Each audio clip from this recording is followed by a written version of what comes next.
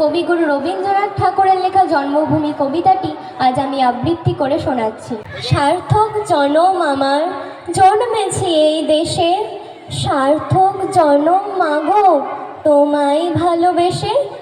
জানি নে তোর ধনরতন আছে কিনা রানীর মতন, শুধু জানি তোমার অঙ্গ জুড়ায় তোমার ছায়ায় এসে।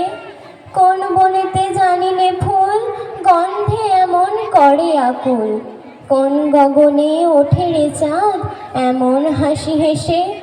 আঁখি মেলে তোমার আলো প্রথম আমার চোখ জুড়ালো, সেই আলোতে নয়ন রেখে মুটব নয়ন শেষে। সার্থক জনম আমার, জন্মেছি এই দেশে, সার্থক জনম মাগো তোমায় ভালোবেসে। নমস্কার।